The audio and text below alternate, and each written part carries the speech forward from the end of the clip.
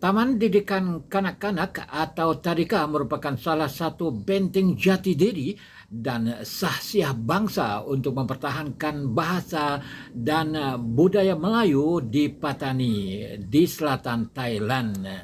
Bagaimanapun Tadika di Patani sekarang berada dalam keadaan berbahaya kerana ada usaha untuk ditukarkan kurikulum atau sukatan pelajarannya daripada bahasa Melayu kepada bahasa Thai. Tapi sampai sekarang ditentang oleh masyarakat dan tidak dapat dilaksanakan usaha itu.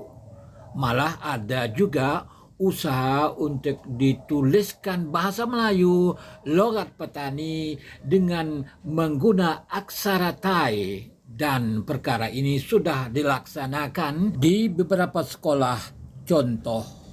Begitu juga di zaman tentera berkuasa penuh di selatan Thailand kini melalui beberapa akta istimewa, tentera turut menghantarkan guru sukarelawan di kalangan mereka untuk mengajar di Tadika.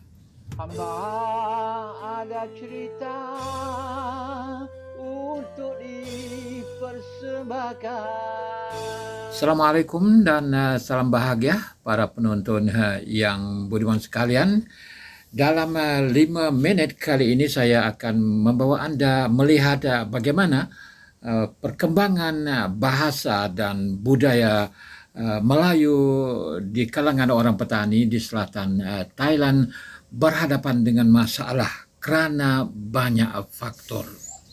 Di antara faktor-faktor itu ada yang merupakan faktor dalaman kerana orang petani merupakan orang yang berada di kedudukan mengalah dari segi psikologi jiwa disebabkan kurang pendidikan moden dan maju disebabkan kebanyakan kami berpendidikan agama, lemah ekonomi dan tiada berjawatan tinggi kecuali seorang dua yang lebih merupakan pak turut semata-mata.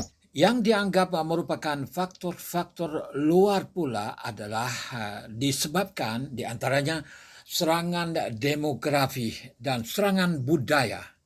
Serangan demografi ini dilakukan melalui migrasi dan penghijrahan orang Thai beragama Buddha dari sebelah atas ke merata wilayah di selatan Thailand. Ia dilakukan sejak ratusan tahun. Ketimbangan migrasi dan penghijrahan orang Thai beragama Buddha ke petani ini terjadi migrasi dan penghijrahan orang petani sendiri ke negeri-negeri dan wilayah-wilayah Nusantara yang kini membentuk menjadi Indonesia, Malaysia dan Brunei. Perkara ini berlaku sejak petani jatuh ke tangan Siam pada tahun 1785.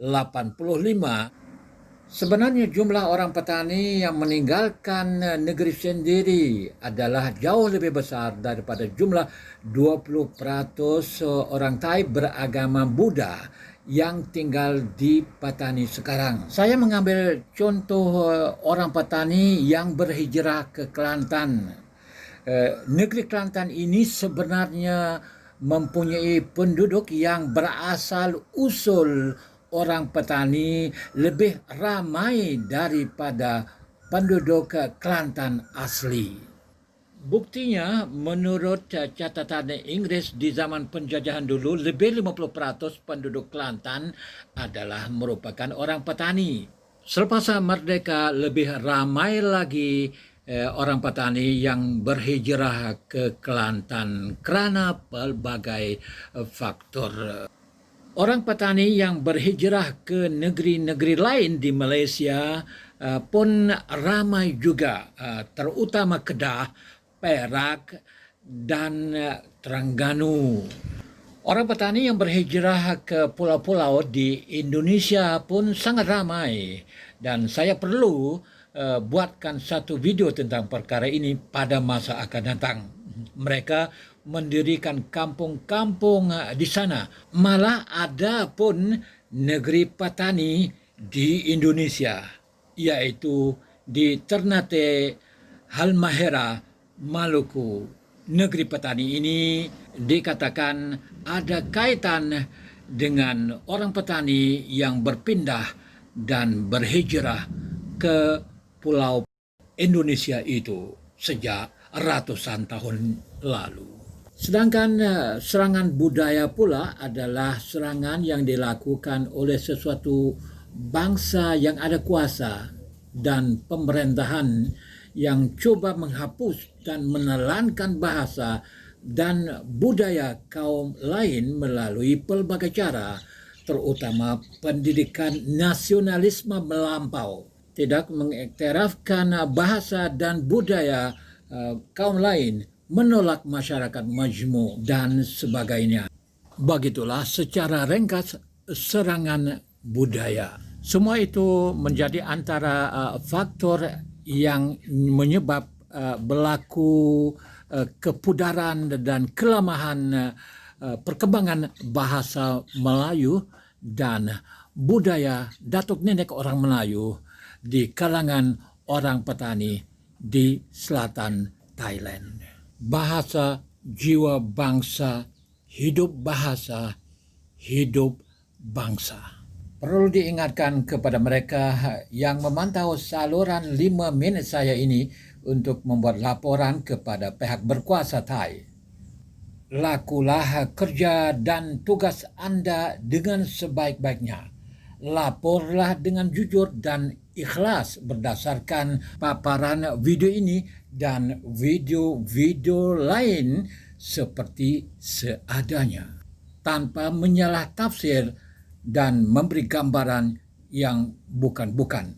Saya dalam video ini dan mana-mana video pun jika menyentuh tentang hak hanya menyuara kehendak orang ramai mengikut yang diperuntukkan dalam perlembagaan Thai seperti hak mengurus wilayah sendiri, hak menikmati kekayaan alam di bumi kami, hak mengguna bahasa Melayu dan hak mengamal budaya leluhur kami yang diwarisi turun-temurun, hak bebas bersuara, hak bebas berpolitik, dan yang paling penting dan paling besar sekali ialah hak mendapat keadilan.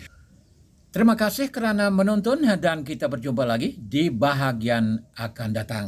Jangan lupa subscribe dan tekan loceng supaya tidak ketinggalan video-video yang mungkin memberi faedah kepada anda semua. Sekian, wassalam.